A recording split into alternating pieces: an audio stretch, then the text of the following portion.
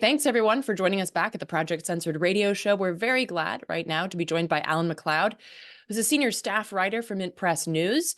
And after completing his PhD in 2017, he published 2 books, Bad News from Venezuela, 20 Years of Fake News and Misreporting, as well as Propaganda in the Information Age, Still Manufacturing Consent, as well as a number of academic articles. He has also contributed to fair.org, a friend of the Project Censored show, The Guardian, Salon, The Gray Zone, Jacobin Magazine, and Common Dreams. Alan, thank you so much for joining us.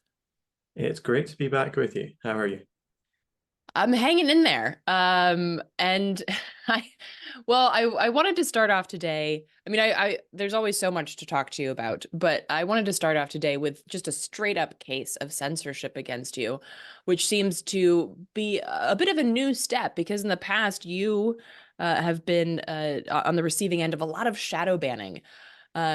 So could you just run down what happened on January 9th and how you view this in comparison to the type of censorship that you've experienced in the past? Well, the first I heard about this was messages coming in on my phone through Signal or WhatsApp from people and friends just telling me, hey, what's going on with your Twitter profile? Or perhaps we should call it X profile. I don't know. Yeah, so it seemed as soon as I logged onto the app, it showed me that I couldn't like any tweets. I couldn't tweet myself. And in fact, there was just a little message saying that my account had been suspended. No information given. They did say, check your email and there will be an explanation there. But there were no messages from Twitter or X support or anything like that. And so I was completely in the dark about what really happened. However, the fact that this happened to a whole bunch of left-leaning or anti-imperialist or anti-war or critical of the establishment journalists at the same time, people I'm thinking of include Ken Klippenstein, the True Anon podcast, Rob Rousseau, the podcaster. This really suggested that this was some sort of wide sweeping net that happened, that we were all caught up in some sort of dragnet of Twitter wanting to silence our voices. Frankly, the only reason that I'm back on Twitter, and that's the spoiler alert right there that we're back on, is that enough people kicked up a big enough stink on the platform to actually get Elon Musk himself to personally intervene and take us off the naughty list and put us back on the nice list. But honestly, the way we were put back on was pretty much the same as we were taken off. I got one message, one little email from the support team saying, hello, we are writing to you to let you know that we've unsuspended your account. We're sorry for any inconvenience and hope to see you back soon. And that was it. That was the entire story. But what this really gets to is the fact that so many people who are critical of the establishment in whatever way feel and frankly know that their reach is being artificially suspended or crippled in some way to prevent them from reaching a bigger audience. We all went online back in the days of the 2000s and the 2010s to get away from a sort of corporate dominated mainstream media where it was a stifling atmosphere, where there was no real range of opinions allowed. The internet provided us with this platform, we thought, where anything was possible. We could talk to anybody. We could almost say anything. And not only that, we could build a following. We could build a career actually saying things that people wanted to hear, because of course people went to places like Twitter or YouTube or Instagram to get away from what they saw on cable news. However, what we've seen in the last 4 or 5 years is these big social media companies becoming ever more gigantic and ever more closely intertwined with the US national security state as well, meaning that their decisions on what to allow and what not to allow on their platforms are really increasingly coming to resemble what we have on corporate media. And that's a real shame, because ultimately we're getting to the point where it's very hard to tell the difference between social media and old traditional legacy media, which we all know is failing because people have such a lack of trust in it. And this is one of the things that's this incident involving me just kind of underlines how social media may well go the same way. Yeah, absolutely. And again, it seems like an extra step that they've taken. And it seems like it's coming on the heels of the amazing coverage that you've done highlighting how corporate media has failed utterly to appropriately cover the genocide in Gaza. And I wanted to get into a little bit of that because, of course, X is not going to send you an email that says, we banned you because you're just being a little bit too honest about what's happening in Gaza, or in Palestine in general. And I mean, folks should just follow. We've mentioned it on the show before, both Mickey and I, how Alan does these amazing, like, I fixed the headline for you. And I'm just going to take a couple from your Instagram here, which is at alan.r.macleod. And for instance, there's the record number of civilians hurt by explosives in 2023, which you covered, basically like that translation. Israel has bombed a record number of human beings in 2023. And it's just things like that, like the passive voice, parroting language like voluntary migration plan when talking about the forced removal of the indigenous people of Palestine. And so this again highlights something that we talk about on the show very often, which is why critical media literacy is so important. And so I wanted to ask you, could you first of all share some of these tactics that corporate media uses here? And also, I'm curious if you've seen any cracks in this since October 7th in terms of how corporate media is desperately trying to continue framing this genocide as a quote unquote Hamas war or things like that. The English language is truly wonderful. It is so diverse, it's so multifaceted. You can use it to really get down into extremely detailed critiques and discussions and descriptions of what you want.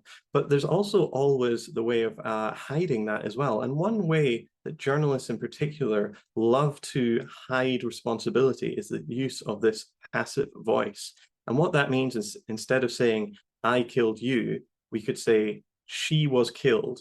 And what that does is it just throws away any idea of who was actually a perpetrator. And so you can actually talk about violent events without assigning any blame to any particular individual or group. And this is what happens constantly whenever corporate media has to cover violent events, but does not want to really emphasize who is actually at fault here. This happens not only with Israel when we see headlines saying things like 4 Israelis killed and 17 Palestinians die, or something like, Palestinian worshippers die after rocket hits mosque or something like that, Well, who from? Well, we don't know because it doesn't actually say it in the headline. And of course, most people don't read past the headline. And so the idea that the Israelis are actually carrying out a targeted and sustained campaign of assassination, which many have called akin to genocide, is really just completely lacking from corporate media coverage. And then when you actually poll Americans or people in the West on what they think and how they understand this conflict, it actually translates into actual framing of public opinion and changing people's attitudes on these things. Another group that always gets this special treatment is the police. Whenever the police kill someone in the US, suddenly we're calling it an officer-involved incident, which is, of course, a phrase that the police themselves, they created that and started putting it in their press releases, and it was picked up by journalists. And suddenly that's how we talk about how the police, capping off, some unarmed teenager somewhere in the United States or whatever. So this is going on for a very long time. Another way media love to kind of shift blame and try and cue the readers to see an issue, let's say the Israel-Palestine issue, in a certain way. They frame the events. What they do is they will label facts as accusations and then use accusations as facts whenever it suits their agenda. So I'm thinking of something like record number of Palestinians killed on a day in a certain time. That will be translated into Hamas-run health ministry says X number of Palestinians killed. So it turns a fact into an accusation, and they put it into the mouth of a group that has been demonized for years and years in the press, meaning that that sort of piece of information suddenly carries far less weight than it could have if they just said record numbers of Palestinians killed by Israel or whatever. And so that is really another way in which media can talk about violent events without actually having to assign blame and actually very quietly carry water for one team. And let's make no mistake about it, they absolutely are carrying water for the US-backed Israeli onslaught on Gaza here. There are plenty of people who have been fired over their comments about Israel-Palestine. We saw MSNBC suspend 3 Muslim anchors at the height of the Israeli aggression. Still no word on why that was, although the fact that there's just a silence about this suggests that the obvious answer probably is the one. We've seen the BBC fire a bunch of Arab journalists who have shown support for Palestine. However, journalists across the board who support Israel are not treated the same way. Axel Springer, one of the biggest media companies in the world, based in Germany, owns in the United States, it owns Business Insider, for example. Axel Springer makes its European employees sign what is effectively a pledge of allegiance to Israel, meaning that they cannot criticize the apartheid state, and they have to basically be on board with Zionism. They also have to be on board with support for the EU and for neoliberal capitalism. So there is this very strong and overwhelming influence and force to push journalists into presenting the topic a certain way. We see journalists who don't do this, who do sort of step out. There are career consequences for them. Mehdi Hassan, for example, has very publicly left MSNBC. He may have been pushed out. We're not exactly sure what happened there, but he is gone. He was one of the strongest voices against Israeli aggression on US corporate media. So we are seeing some cracks in the system, but the system is continuing to hold. Although if we look between the lines, we are seeing a lot of journalists who are very uncomfortable with this. We've seen reports that BBC journalists are crying at their cubicles during their lunch break because of the things they're having to do. We have seen journalists publicly quit, for example, the BBC over their coverage. We're seeing huge protests all around the world, often directed specifically at corporate media for their bias. And so ultimately, the people really understand what's going on here. And we're seeing it in the opinion polls. When we look at people who rely on cable news or the print press for their views on Israel-Palestine, they swing overwhelmingly towards the Israeli side. However, people using social media, where it is at least nominally more free and open than the corporate media, people are far more likely to support the Palestinian side, or at least be highly critical of what Israel is doing, which really should be the bare minimum for anyone who calls himself a human. I mean, as I said earlier, this is a conflict which has now risen to the level, so many legal scholars are saying, of genocide. And in fact, as we're speaking now, there is a huge international push to actually hold Israel and its Western backers to account in forums like the United Nations. Yeah, absolutely. And as I've covered this on a separate show, that the textbook definition of genocide fits so disgustingly perfectly with what's happening right now in Gaza. So folks who are scared to call it genocide probably have a lot of baggage with their with Zionism and the support for Israel that has been hammered into us. In particular, as a Jewish person, I can say it's been hammered into me. But kind of shifting a little bit here, I want to get into a recent article that you wrote for Mint Press News. And so there's like a joke going around on the internet that like everyone I don't like is Hamas, you know, basically lambasting the claims by Israel and right-wing fanatics worldwide that Hamas is in the bushes everywhere and, you know, Hezbollah's at the border and stuff like that. And if you speak out against Israel, you're basically Hamas.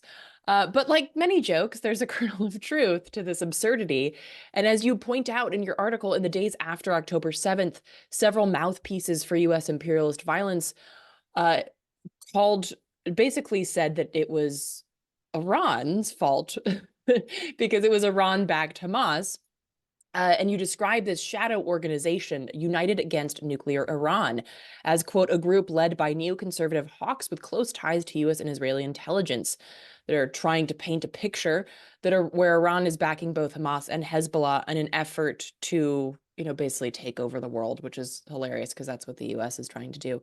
So, Alan, could you walk us through this organization that you dug into a bit and explain, like, besides being kings of a graveyard, what is their aim here?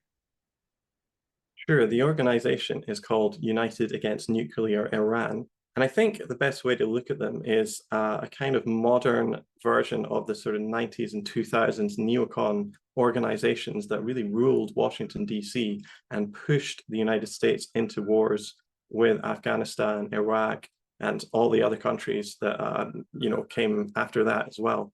Not only that, a lot of the people in United Against Nuclear Iran were very, very senior figures in those sorts of genocidal campaigns. I'm thinking specifically of people like John Bolton, who was Trump's national security advisor.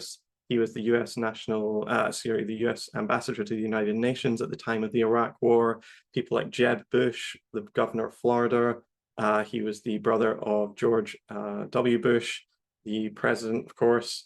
CEO of United Against Nuclear Iran is Mark Wallace, who was the US ambassador to the UN and the deputy campaign manager for George Bush's 2004 re-election campaign. So we're really talking about people extremely high up in the US national security state. There are also people who were former heads of the CIA or very high up in that organization, former directors of the Mossad, the Israeli version of the CIA. And this group is funded by extremely wealthy billionaires like the Israeli-American casino magnate Sheldon Adelson, who is also Donald Trump's biggest financial backer. And what this group does is basically try to take every issue and push the United States towards more hostilities with Iran. They frame it as just being purely against Iranian development of a nuclear program, specifically a nuclear weapons program. But ultimately, when you actually look at the sort of reports they put out, talking about trying to increase sanctions on Iran, trying to push for demonstrations supposedly for women's rights in Iran, I can't imagine too many of those Bushy or neocons who are trying to take away women's right to choose in the United States are really particularly avowed feminists, but suddenly when it comes to Iran, they are. These people constantly putting out reports or articles in major news organizations saying that the United States should move troops to Iran, should give Israel more weaponry, should, in fact, in Sheldon Adelson's case, he said that the United States should drop a preemptive nuclear bomb on Iran to really show that the Iranians, that they weren't serious, that they were serious in stopping them and quote unquote negotiating with them. So these sorts of people are a very powerful faction within the United States, and they represent the most hawkish and extreme element of US foreign policy. And so far, it seems that they're actually having quite a lot of success trying to push their message into the mainstream. The idea that this is all happening because this is some sort of big Tehran master plan that's going on is really quite a stretch, frankly. This is going on specifically because the Israeli government wanted and has coveted the Gaza Strip for a very long time, has always wanted to push the domestic population of Palestine out with its borders and into the Mediterranean, into the Sinai, into Arabia, or deeper into Arabia. This has pretty much always been a long-term dream of them.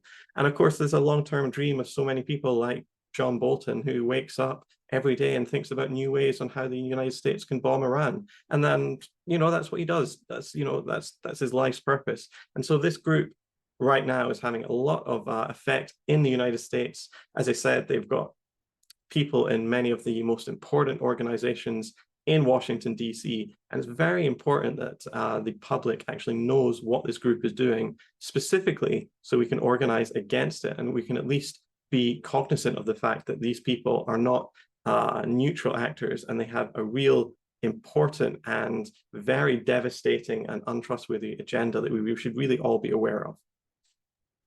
Yeah, absolutely. And I'm curious because you also mentioned in the article BRICS, and I'm curious how much of this this kind of spastic push against Iran has a lot to do with the US empire feeling like it's losing its foothold in the region.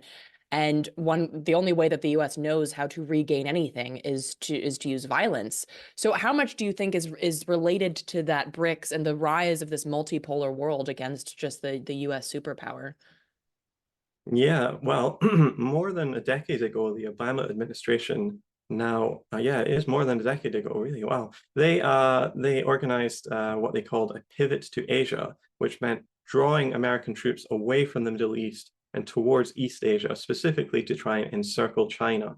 And really, in 2024, we can now start to see that American influence in the Middle East, while still very strong, is certainly on the wane. There are multiple signs of this. The fact that Iran and Saudi Arabia have reached a détente, which was sponsored by China, of all countries.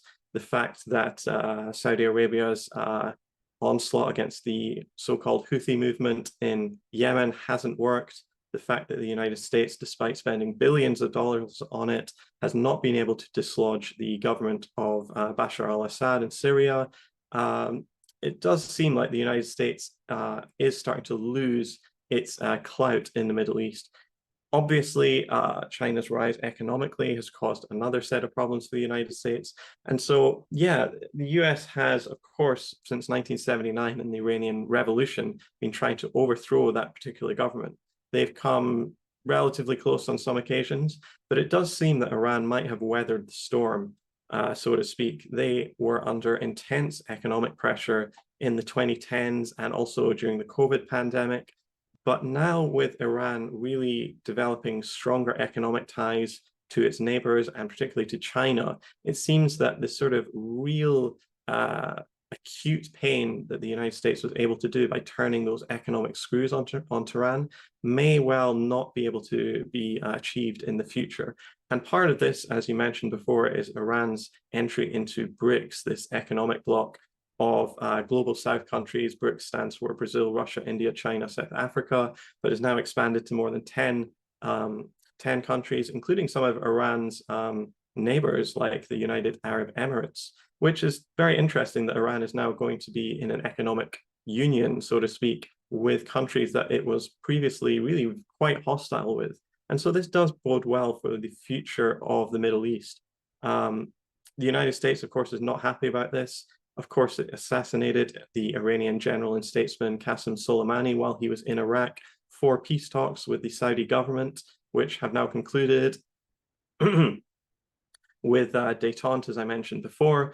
And so it does seem that peace might slowly be coming to some parts of Western Asia, despite the fact that the United States does not want that to happen because it really lacks the economic power now to do too much about that. But what it does still have is the military power. And that's what we're seeing right now being taking place all around the world, but specifically in the Middle East, with the US constantly sending huge shipments of weapons to Israel to prolong its attack on Gaza, and now bombing Yemen once more. The new administration of Joe Biden is the fourth administration in a row to bomb that country. And so, you know, the more that changes, the more that stays the same sometimes when we come to the Middle East, I think, ultimately. Yeah, absolutely. And so I'm curious with that, what do you feel are I'm remembering here Rashid Khalidi's book, The 100 Years War on Palestine, where he talks about how in the 1900 even before 1948, Arab states were struggling with their own colonialist, mostly Britain, issues. And so there wasn't this solidarity with Palestine or with Palestinians that could have been a barrier to the Zionist movement. But it seems to me that what we're seeing here, as you said, is that the Arab states seem to be coalescing either economically or even sitting down and having talks, much to the chagrin of the United States. So what do you think are the chances of either like an all-out regional war where the US just pushes and pushes and pushes and it ends up being potentially a world war because China is now involved in supporting Iran and things like that? Or on the other side, do you think that there could be this growth of solidarity within the Middle East that could then also spread in terms of showing solidarity with Palestine in a really very real way to then overthrow the Israeli apartheid system?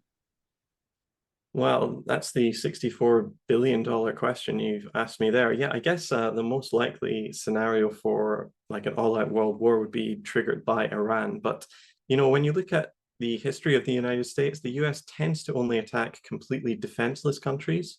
And Iran is really not a defenseless country. It is a large one, a large state of over 90 million people. It's got a very well-trained army, a disciplined army, a battle-hardened army that has fought against ISIS and has many of its troops, you know, overseeing or watching what's going on in Syria, in Lebanon, in Yemen, etc. And so that is going to be an extremely hard nut to crack. And that will be doubly so if Iran can call on the support of Russia and China. So I think that would be an absolute worst case scenario. would the United States really be able to really foster that much support in the Middle East for a war on Iran? I think the Saudis in the last few years have shown that they are actually more than willing to play China and the United States off against each other. I'm not really sure that the Saudi army would, or the Saudi government would really trust its military in a sort of war against Iran. It really did not fare particularly well in its war on Yemen. And I wonder if that would really go any better against a much larger country, one that would be far more capable of striking back against Saudi Arabia. On the other hand, even as we've been seeing these very worrying, concerning developments in the Middle East, we're also seeing a real show of huge amounts of solidarity for the Palestinian people, less so from the governments of the Middle East, who have often played the role of betraying the Palestinian people, but certainly from the actual rank and file of the people of West Asia, of North Africa. We have seen absolutely gigantic demonstrations, hundreds of thousands of people lining the streets of major cities, from anywhere from Pakistan to Morocco. These people are really putting pressure on their governments not to cave into US pressure, to be silent or actually support the Israeli aggression. Unfortunately, we still do see some governments quietly or tacitly supporting Israel, continue to trade them, continue to supply them with hydrocarbons that they need to continue this war effort. And in fact, really, one of the only countries that have done something really quite drastic in an attempt to stifle Israel's attack is Yemen itself, who, of course, blocked the Red Sea for many shipping companies, particularly Western ones and Israeli ones. And that's really put a dent in not only the European economy, but also the Israeli ability to wage war in the long term. So there's these competing strains that are going on right now. One's towards more war and aggression, and one's towards more solidarity and peace. And I know which one I want to see prevail in the end, but ultimately time will be the best test of that. Yeah, absolutely. And I mean, I am a staunch anti-capitalist, but if nations like the BRICS coalition can overtake US empire simply by use of the economy, that would be far better, I think, than the use of violence. So, Alan, thank you so much for taking the time to sit down and go through all of this. Where is the best place for folks to keep up to date with you, assuming that you're not banned?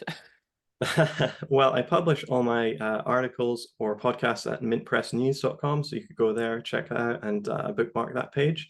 Otherwise, if I'm not banned, I'll still be on Twitter. My handle is at Alan R. MacLeod. That's ALANRMACLEOD. Or you can catch me on Instagram and Telegram as well. So just search for me there as well. Okay, well, thank you so much, Alan. Really appreciate you taking the time. Yeah, it's been great to talk to you again.